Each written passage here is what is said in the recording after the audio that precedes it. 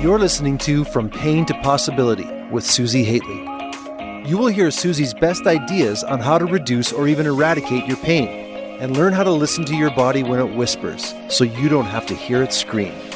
And now, here's your host, Susi Haitley. With this episode, I want to dig into some of the key lessons that I have learned over this period of time that started in March of 2020. The time that most of us are calling COVID, this unprecedented time where for many yoga teachers, we did a hard pivot. With this episode, I want to share some of the things that I've learned, whether it was through Facebook Lives, teaching private sessions, running workshops, and my trainings. There's been some really key things that I have learned. And I was someone who has been online teaching since 2008. And even with that experience of being online, there are things that I have been able to do online that I would have to say that before COVID, I never thought were possible. So with this episode, I want to talk a little bit about that. And I'll weave in some of the insights that I've heard from some of my trainees and some of my clients about what their insights were, with the hope that it will help you navigate wherever you're at within this yoga pivot, this COVID pivot, and what you're planning for your future. I think my biggest insight or aha or super amazement of something that worked really well for me were Facebook Lives.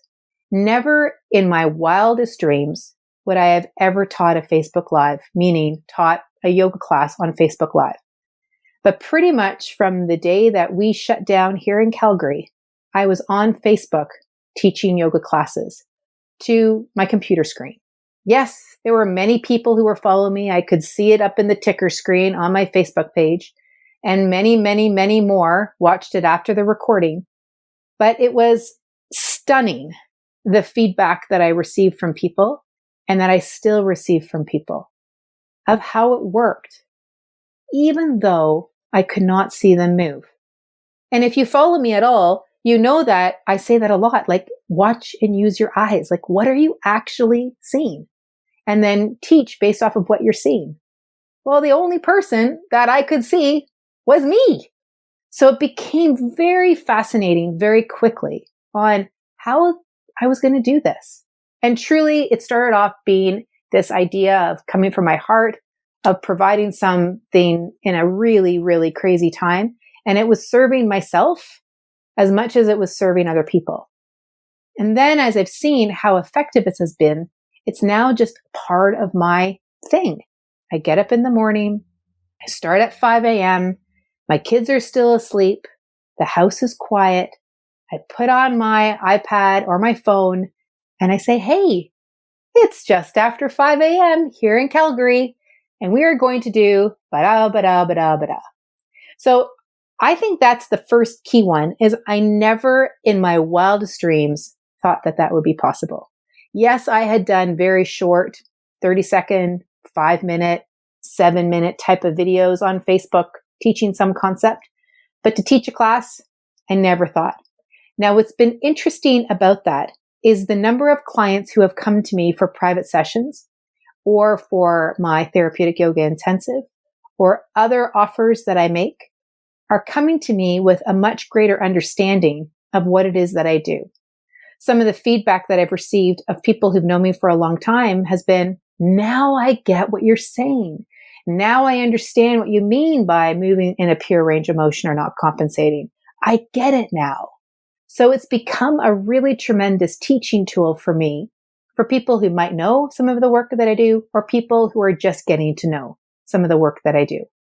The comments that most warm my heart are people who tell me that they couldn't walk, or they couldn't get out of bed very well, or they couldn't do X, Y, and Z.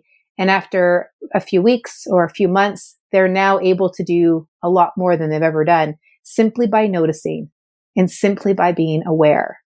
And for that, I will keep doing the Facebook Live, because who knew that someone could get such benefit when I couldn't even watch them or see them or correct a movement or help them grow their awareness directly.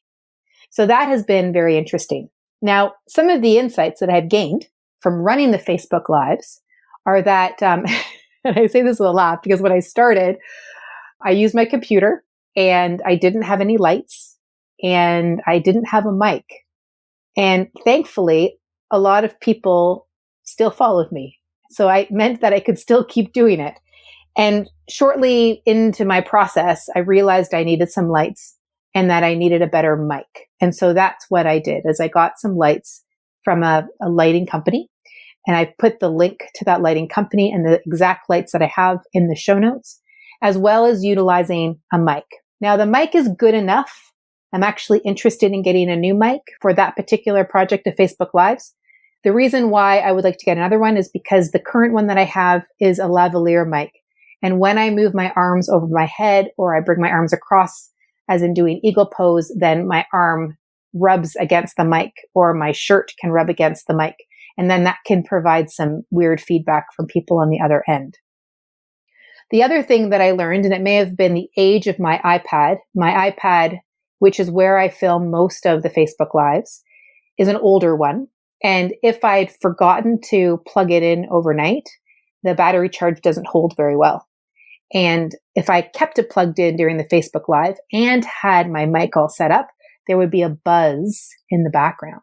So I learned that pretty quickly so that I was very cognizant of keeping the iPad plugged in overnight. And then if I'd forgotten, or if I sent the iPad off with the kids, because sometimes Stu and the kids will go away and I'm still doing my Facebook Live, then I might use my iPhone. Now I have an iPhone 11 Pro and I love it. The camera is terrific. The mic is terrific. So that also works really, really well.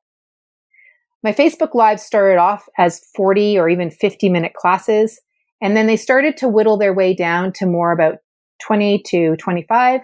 And these days, they're somewhere in the range of anywhere between 15 and 25 minutes. And I focus on a variety of things. I don't necessarily set out a specific calendar with every single sequence set out a month ahead of time, but I do have all of the theme that I want to focus on and how I want to focus on it. So it's not something that is rigidly planned, but is loosely planned. I also ask pretty regularly through people on my database, my mail list, as well as people on Facebook, what more would they like me to teach them? And so I weave in to sequences and into the classes some of what people are asking me for so that I can address what they are and what they're wanting. So that's one piece of the online puzzle that has been really quite remarkable. The second piece of the puzzle has been my private sessions. Now, I've taught private sessions online since just after my kids were born. So I was very, very familiar teaching my private sessions online. I think what has happened with the current scenario is that there are more people who are interested in more of them partly because of the situation that we're in, but also because I'm not seeing people live and in person quite yet. Most of my clients are not from my hometown anyway, so that doesn't really matter too much. But generally, people just know that I'm available online, and so they're taking that time. There might be people who wouldn't necessarily have done it before. Some of the things that I've learned to really augment the private session experience is twofold. The first one is about myself. Because at the beginning of this COVID time, I was spending a lot of time sitting on the floor, sitting on bolsters, running all of my programs online, my sitting posture got a little bit funky, and I also developed a bit of foot pain. And it took me some realization to figure out that it was actually my sitting position that was creating the foot pain. And so I recognized that I had to change up what it was that I was doing. One of the things that I did is I used a product called Joya Toes, which is something I've used for a while, which are toe spreaders. And I put that between my toes because sometimes I would just, without knowing, I would slide my foot under my hips, and then that would put my foot into a bit of a funky position. And that seemed to be the thing that contributed to the foot pain. Because the Joya Toes are a little bit big, I would then feel me doing that unconsciously. So it became a conscious act, and I could stop that pattern. Along with that, I started to shift up the positioning that I had. So I set myself up at 3 different levels. So I have a lower level, and then a standing level, and then a level where I can actually sit on the floor. So then depending on the time of the day, depending on the session that I'm teaching and who I'm teaching, I will set the computer up at those different levels, and I may even change it at different points in the session. I myself use my MacBook. It's an older MacBook, circa 2013. It's one of the older ones. It's up to date with the current operating software, so it works well for what I need it to work for with that Zoom. When I'm working with my clients, when we're initially setting them up, I don't provide people with a lot of parameters because I usually need to fiddle with stuff on the first day anyway. But if someone asks us specifically and they want to kind of prep and make sure that they've got the right space, what we typically suggest is that they set up their computer or their tablet, not their phone. I'm not a fan of utilizing a phone for the client having the phone because the screen's too small. But when they are setting up their tablet or their computer, to then turn on whatever media player they have. So whether it's QuickTime on Mac, and I think it's Windows Media on the Windows product, and to set it up and turn it on. And if they can, whatever they see, I will see. So then they can see how much space they have around and what level they're at. Now, usually when I log in for that first call with them, then I can adjust and modify and ask them to get a chair or get a desk or something of that sort. And we just fiddle it out. So I don't spend a lot of time before the series begins. I spend it more when we're in that first session. Now, I might be in a position where I can do that because my series are 8 sessions. People purchase a 3-month package from me. There are 8 classes within that 3-month period. So then I don't have to make sure everything is all set up. So those of you who are doing sessions, like one-off sessions at a time, then maybe setting out parameters for getting the room set up before that session might be helpful. But again, I find that how people interpret that can be so varied that spending that time on the front end on that first session, I find is much, much more helpful. The other thing we do ask of them is to make sure that they are in a distraction-free area. And for the most part, my clients are those kinds of folks anyway, that they have set up their life so that they can be distraction-free. We do have moments though, like we all do with kids walking in and things happening because that is what happens. But generally it doesn't really get in the way a lot of the session. My clients don't tend to get really wrapped up in it. So even if the dog runs in or the kid runs in naked or whatever, it happens, right? And some kids kind of come in and hug mom and, onward it goes. Mom, where's this or that? But it's not common. It doesn't happen often. And when it does happen, it's just, we all kind of smile and say, that happens. But it's not a big issue for the people that I work with. When I'm actually teaching, utilizing Zoom, I don't tend to record the session unless the client specifically asks me to. What I will do is at the very end of the session, when I finish up with about 10 minutes or 15 minutes to go, that's when I'll press record. And it will be about the program that I'm developing for them that they can then take away and do between this session and the follow-up session. If the client, though, asks me that they want to have it on record, then I will record it. But what I'll do right near the end is I'll stop the recording and then I'll restart the recording. Because what that does with Zoom is it creates 2 separate files. So then the client has access to the whole private session. And then they also have the little summary piece. So they don't need to kind of scroll all the way through that longer one to get to the summary. They can just open up that summary. I've also had some clients who were live and in-person clients and transitioned to online. And they were used to getting a handout from me with exercises and the program written out for them.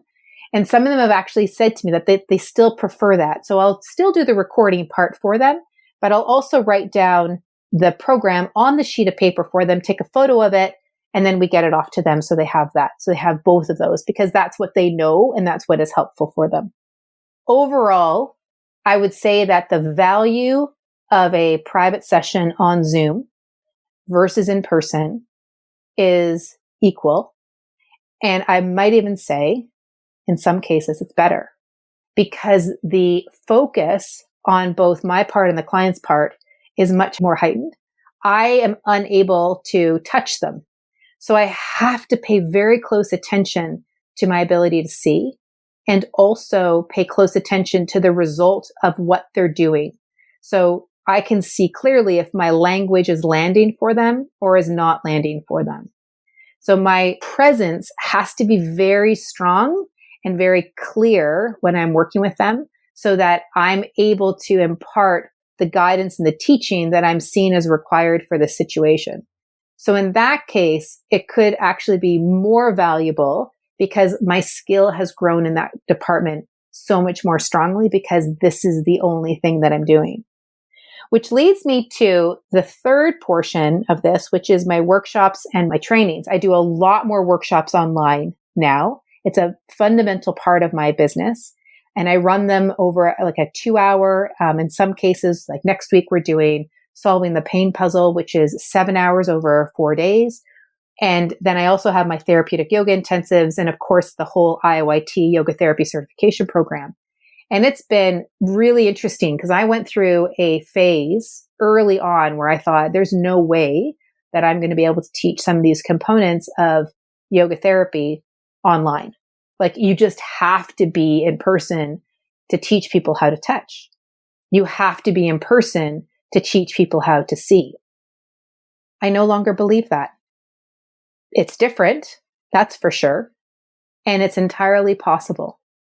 And what I'm seeing from the results, having just run 2 therapeutic yoga intensives, and in the middle of a third one that I decided I would run over a 13-week period because the therapeutic yoga intensive is a 6-day program.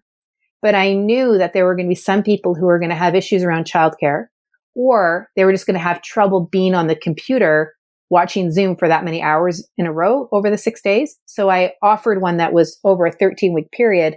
And the reason we chose 13 weeks because we already had all sorts of other stuff scheduled for the fall. And so it's not every single week, it's portions of the week. And so some of it is live and on Zoom.